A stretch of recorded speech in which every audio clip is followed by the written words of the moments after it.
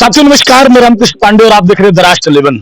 साथियों मेरी मौजूदगी आज एक प्रतिभा को लेके है। मेरी मौजूदगी है सुल्तानपुर जिले के टीकर ग्राम पंचायत में। एक बिटिया ने परचम लहराया है। आप देखेंगे हमारे साथ एक बिटिया बैठी है, क्लास 5 की छात्रा है और एक ऐसा परचम जो जिले में एक अनूठा स्थान प्राप्त किया है। इस बिटिया का अभी नवोदय में भी सिलेक्शन हुआ है और विद्या ज्ञान में भी इनका सिलेक्शन हुआ है कि विद्या ज्ञान में पूरे जिले में इकलौती ये छात्रा है जिनका सिलेक्शन हुआ है, दूसरा किसी का नहीं हुआ है। क्या नाम बेटा आपका? प्रिया। प्रिया। जैसे कहाँ पढ़ते हो आप? सर प्राथमिक विद्यालय टीकर। प्राथमिक विद्यालय। लोग कहीं न कहीं अपने बच्चों को देखेंगे कि कॉन्वेंट स्कूल दे रहे हैं। हर कोशिश है उन्हें एक अच्छी शिक्षा देने के लिए कि एक बेहतर से बेहतर स्कूल ढूंढते हैं, लेकिन ये बिटिया प्राथमिक प्राइमरी टीकर की पढ़ी हुई ये बिटिया है। मैं वहां के शिक्षकों को भी धन्यवाद दूंगा कि जिस तरीके से भाई कितना मेहनत किया होगा बच्चे के प्रति कि विद्या ज्ञान जैसी एक बड़ी संस्था में एडमिशन होना ये एक बड़ी बात है। कैसा लग रहा है? सर बहुत अच्छा लग रहा है। क्या बनना है? IAS officer. IAS officer. जैसे पढ़ाई कितनी देर आप करते थे? सर 6-7 घंटे। 6-7 घंटे। हाँ। पापा ने कहा होगा कि कुछ बनना है या अपने मन में आया? सर अपने मन में आया। अपने मन में आया। स्कूल में जैसे टीचर हैं या और कोई इस पर कभी कोई चर्चा की होगी कि बिटिया तेज है, इसके आगे कुछ बढ़ाया जाए, कुछ किया जाए? सर विजय सर ने। विजय सर क्या कहा? सर उन्होंने कहा कि आप नवोदय और विद्या ज्ञान का फॉर्म भरेंगे। सर जब हम 3 क्लास में थे तो उन्होंने कहा कि आप 3 क्लास में थे तभी से बोले कि अभी से ही 4 और 5 की मैथ और पर्यावरण की बुक पढ़ो, क्या कहते हैं नवोदय और विद्या ज्ञान आपका परीक्षा में फॉर्म भरवाएंगे। कैसा लगता है कि जैसे आप घर में बड़े हो ना, घर में 3 बहनें हैं, तो आपको बता दें कि 3 बहनें हैं, 3 बहनों में प्रिया सबसे बड़ी है और विद्या ज्ञान में अब जाना है। पहली परीक्षा कब हुई? पहली परीक्षा 1 दिसंबर को। सेकंड 9 फरवरी। और इंटरव्यू का क्या कैसे रहा? इंटरव्यू 18 मार्च को था और इंटरव्यू मेडिकल दोनों एक साथ ही था। हाँ। तो जैसे कैसा पेपर आता है, किस तरीके का जैसे क्वेश्चन पूछा जाता है? सर वहाँ पे रीजनिंग, मैथ और जीके और क्या कहते हैं इंग्लिश पूछा जाता है, हिंदी पूछा। जैसे वहाँ आप जाएंगे तो घर में और मम्मी पापा क्या कहा कि जैसे जब आपने आपका रिजल्ट आया तो पापा को कैसा लगा, क्या कहा उन्होंने? सर पापा ने कहा बहुत बढ़िया। बहुत बढ़िया। हाँ। ये इनके पिताजी हैं। मैं इनसे बात करूंगा कि कहीं न कहीं ये गौरवान्वित करने का विषय है कि किसी बात के लिए ये कहते हैं कि ये बहुत बड़ा क्षण है। ये कैसा लग रहा है आपका बच्चा भाई विद्या ज्ञान जैसी बड़ी संस्था में प्रवेश पा गया है? सर बहुत अच्छा लग रहा है, बहुत ही अद्भुत क्षण है हमारे लिए। इससे ज्यादा और हम कुछ कह सकते नहीं, क्योंकि हमारी जो अंतरात्मा है हमारे बच्चे के प्रति वो एकदम बहुत अच्छी, सुंदर, बहुत अच्छी, अद्भुत हो रही है। लोग हैं बेटियों को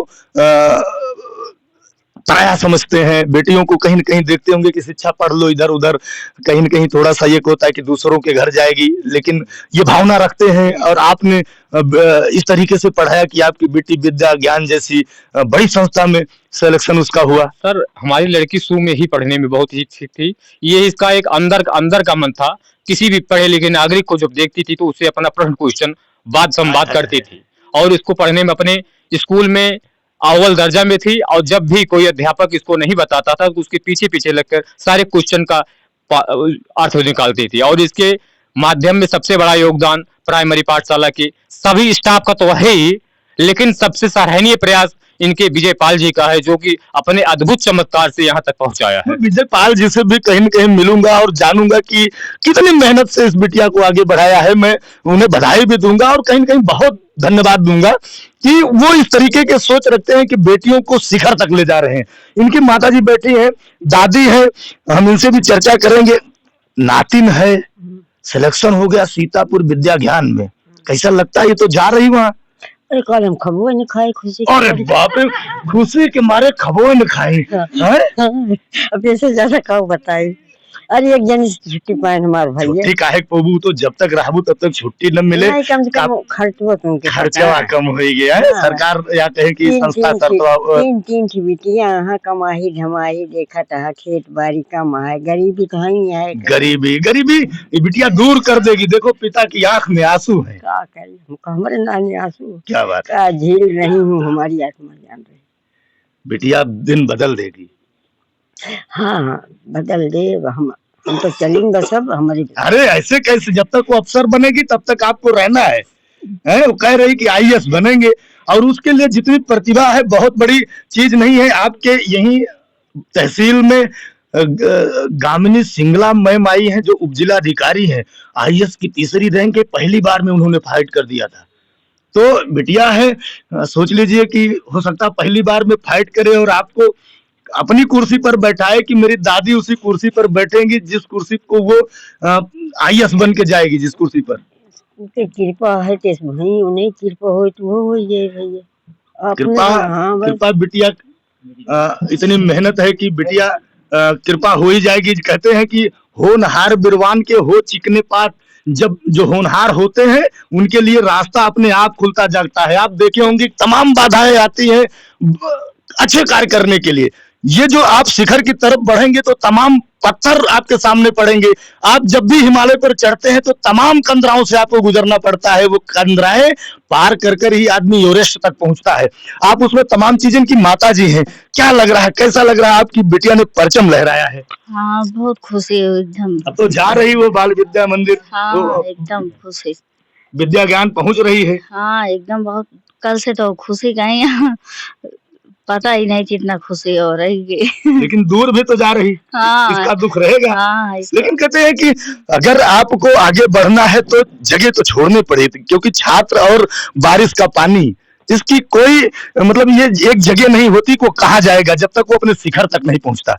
बेटा आगे जब बढ़ेंगे तो जो अपने साथ जो छात्र हैं, जो साथ पढ़ने वाले हैं, उनके बारे में क्या कहना चाहोगी? सर हम उनके बारे में कहना चाहेंगे, उनका हम हमेशा हम उनकी मदद करेंगे और उनके साथ रहेंगे। है क्या बात है। बिटिया के जैसे जो भावना होती है, परिवार का जो संस्कार होता है, उसी संस्कार पे बेटियां बढ़ती हैं।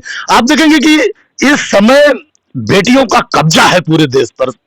मैं कहीं न कहीं प्रधानमंत्री को भी बधाई दूंगा कि महिलाओं को कहीं न कहीं आगे बढ़ा रहे हैं। ऐसे में पिताजी से एक बार फिर बात करूंगा, कहीं न कहीं इनकी आंखें भर आई हैं।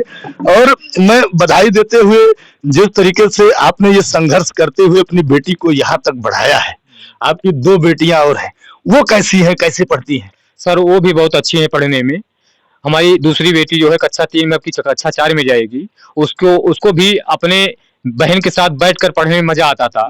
हाँ मजा आता था। लेकिन अकेली हो जाएगी, अकेली नहीं हो जाएगी, उसके बाद एक छोटी बहन है और उसके बाद ये भी आएगी, बीच बीच में थोड़ा प्रयास भी करेगी। लेकिन सर इसमें जो है विद्या ज्ञान बहुत ही बड़ी संस्था है। इसमें आल यूपी में केवल 200 सीट है उसके लिए, और 2,70,000 फार्म भरा गया था, जिसमें पहली परीक्षा में 44 लड़के उत्तीर्ण होके आए, दूसरी परीक्षा में 360 आए, 360 में उसने 180 का चयन किया है। बाकी मतलब 180 का चयन हुआ उत्तर प्रदेश में। लगभग रैंक क्या रही होगी इनकी? इनकी रैंक तीसरी या चौथी गई है वहाँ। तीसरी और चौथी रैंक का तो क्लियर पता नहीं है, लेकिन जो स्थित है पूरे जिले में एक है, तो समझ लीजिए रैंक क्या होगी, क्योंकि कुछ चीज वो गोपनीय रखते हैं, किसी को बताते नहीं है। हाँ। लेकिन आप देखिए ये बिटिया है, सुल्तानपुर जिले की शान है, और जिस तरीके से परचम लहरा के यहाँ तक पहुंची है, मैं तो कहूंगा कि वो जो आईएएस की कुर्सी है वो जल्द इन्हें मिले और पहली बार में ये फाइट करें। मैं पीछे दिखाना चाहूंगा कि इस परिवार को रहने का जो सलीका है, पीछे देखेंगे ये इनका मकान है। कहते हैं कि साधन है, जो साधनहीन है वही तो परचम लहराते हैं।